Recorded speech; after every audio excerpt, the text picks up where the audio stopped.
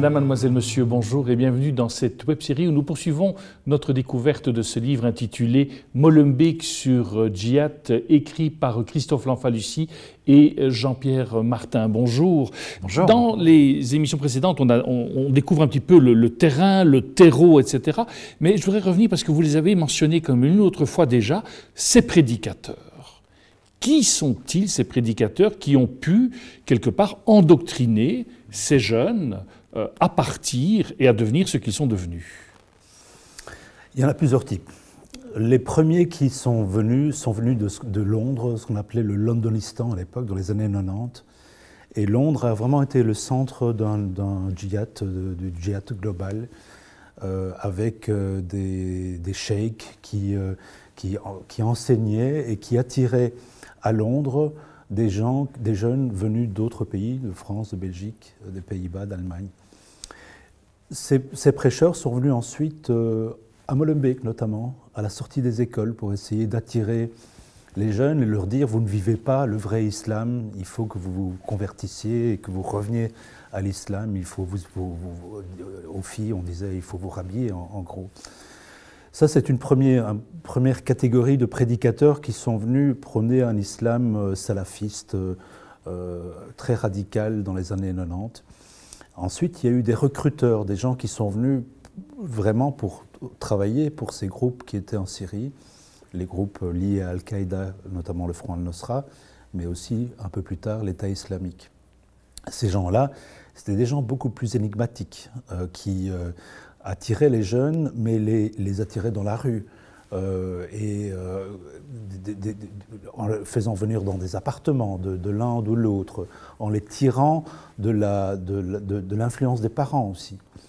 Donc il y a eu notamment Khalid Zerkani, il y a eu aussi Jean-Louis Denis, qui était un Belge converti, qui lui a aussi une histoire absolument abracadabrante et qui a commencé à faire, sous couvert de l'aide humanitaire, en fait, à envoyer des jeunes bruxellois vers la Syrie. S'ils ont pu proliférer, ce qui est important, s'ils ont pu agir presque dans une impunité totale, c'est aussi parce qu'il y avait un terreau qui était fertile. L'Arabie saoudite, nous allons en parler, mais dès le milieu des années 60, a pu quelque part avoir le monopole des âmes. Et on lui a donné ce monopole des âmes.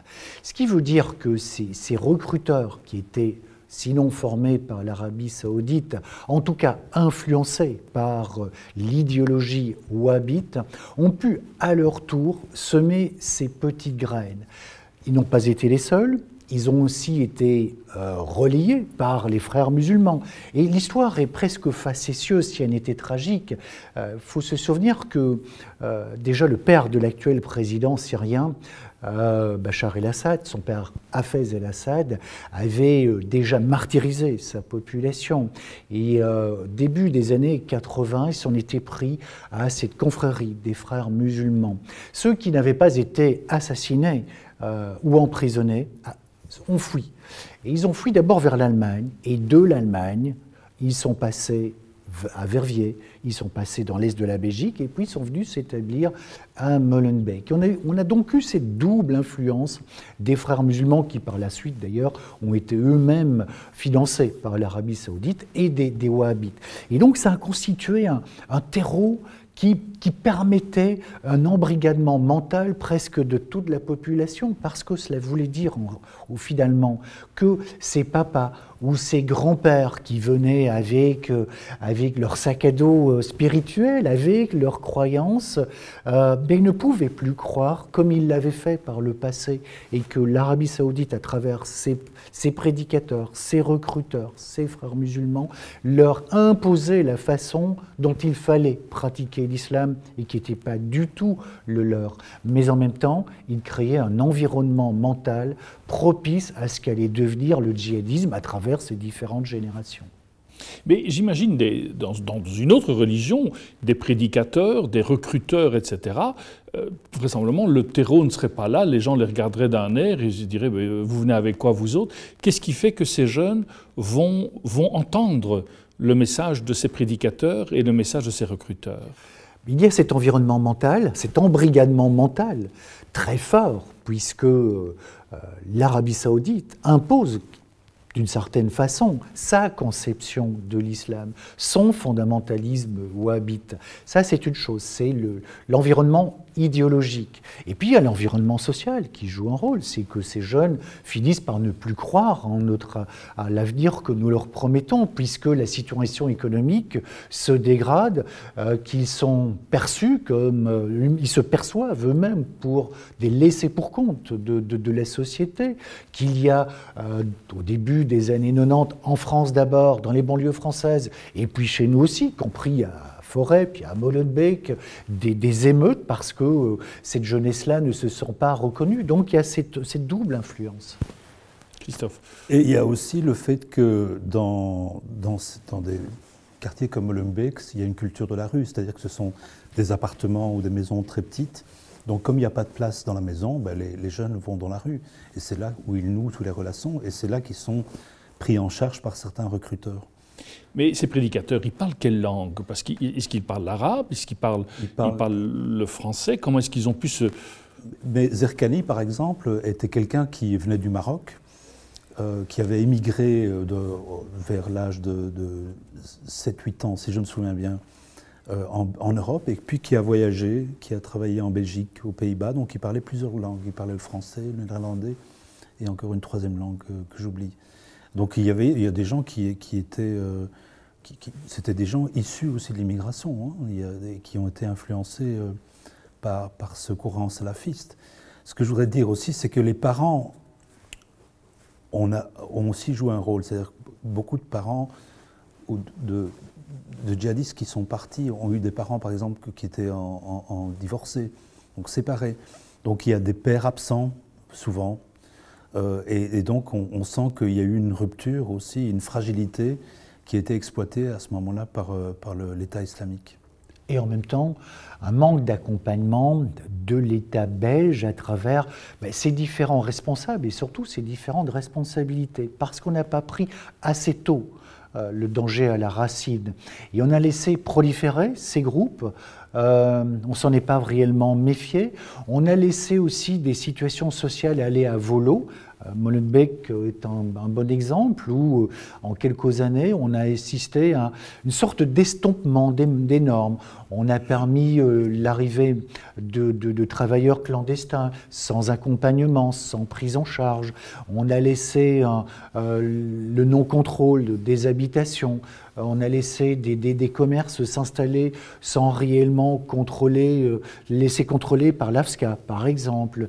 On a laissé le citoyen, on l'a laissé se permettre une série de petits délits qui normalement étaient répréhensibles ailleurs.